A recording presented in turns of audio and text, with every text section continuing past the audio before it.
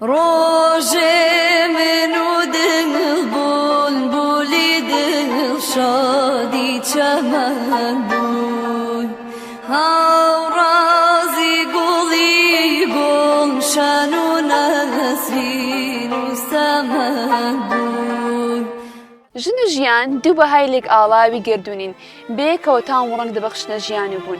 خانمان لە کار و ژیاندا پڕن لە سۆز و ڕەحم، ئەوان لە هەر کوێ بندەمنە نەسیمی بۆن و بەرامەتی ژیان. ئافرەت گەوهەرێکە و ئافرەت بوون گەنجینەیەکی پڕبەهایە. لەم ڕۆژەدا بوونی ژن وەک ڕۆڵێکی بێهاوتا لە ژیاندا چیرۆکی ڕازاوە دەنەخشێنێ. هەر ژنێک ڕازێکە لە شیرینەکانی ژیانەوە تا شەخە بەرزەکانی ئیمان و هێز. ئەمڕۆ بە هەوایەکی فێنک و پڕ لە هیوا لە ڕۆژی جیهانی ژن نزیک دەبینەوە و شانازی دەکەین کە بەشێکی لەم چیرۆکی ژن بوونە.